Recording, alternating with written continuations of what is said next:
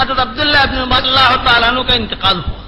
اسی لیے ہمارے حضرت فرماتے تھے کہ کسی کو برا مت سمجھو.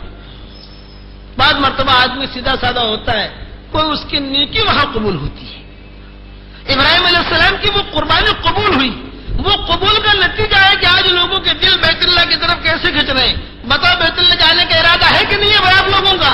اللہ تعالیٰ ہم سب کو لے جائے عافیت سے, اور بار بار لے جائے عافیت سے, کہ لوگوں کے دل متوجہ ہو گئے.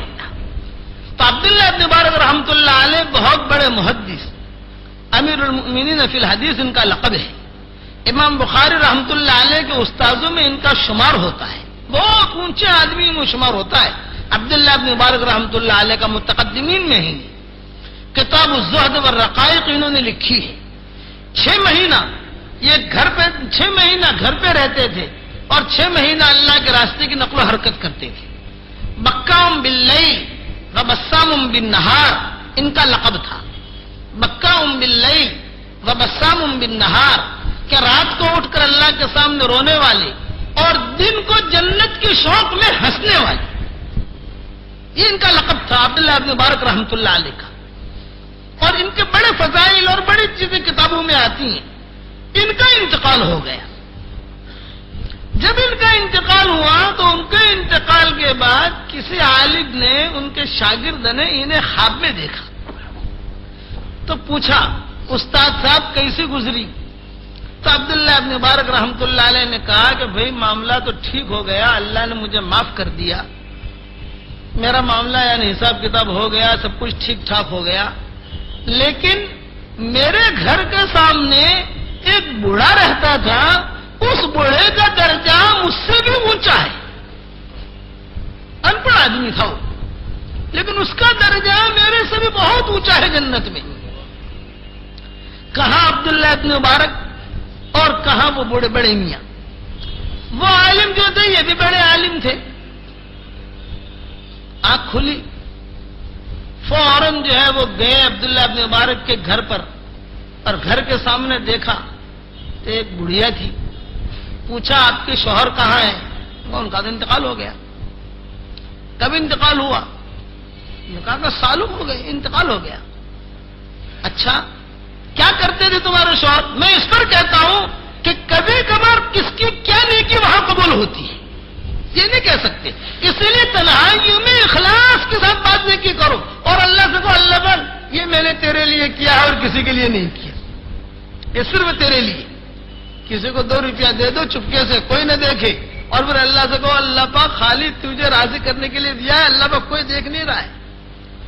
بیوی قریب میں لیٹی ہوئی ہے, آپ جو ہے دعائیں مانگو, بیوی سو گئی ہے, آپ دعا مانگتے رہو, اے اللہ تجھے خوش کرنے کے لیے کر رہا, تو وہ چیزیں جو ہے خالص اللہ کے لیے ہوگی, اور اللہ اس میں سے کوئی جملے قبول کر لے گا, چھانٹ لے گا. چلو قبول کر لیا کہ دینی مجلس سے اللہ قبول کرتا ہے. یہ مجمع ہمارا بیٹھا ہے تو اس مجمع میں آمین کہنے والے ہوتے ہیں. مولانا یوسف صاحب رحمۃ اللہ علیہ فرماتے تھے کہ کسی بوڑھے کی آمین وہاں قبول ہو جاتی ہے, کسی بچے کی آمین وہاں قبول ہو جاتی ہے. تو مقبولیت جب آسمان سے اترتی ہے تو سونے اور جاگنے والے کو نہیں دیکھتی, یہ مقبولیت سب پر اتر پڑتی ہے, سب کو اللہ قبول کر لیتا ہے.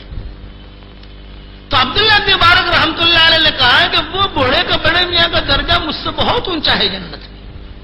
وہ عالم گئے گھر پر, پوچھا شوہر کا کہ تمہارا شوہر کہاں ہے؟ ان کا تو انتقال ہو گیا, کیا کرتے تھے؟ تو بڑھیا نے کہا کہ ان پڑھ آدمی تھا, کوئی خاص اس کی نیکی تو مجھے یاد نہیں, لیکن وہ بڑھیا کہہ رہی ہے روتے ہوئے, لیکن ہمارے گھر کے سامنے ایک بہت بڑے امام رہتے تھے, ان کا نام عبداللہ بن مبارک تھا, سامنے مکان ان کا ہے, یہ بچے ان کے کہ جو باہر آ رہے ہیں جا رہے ہیں.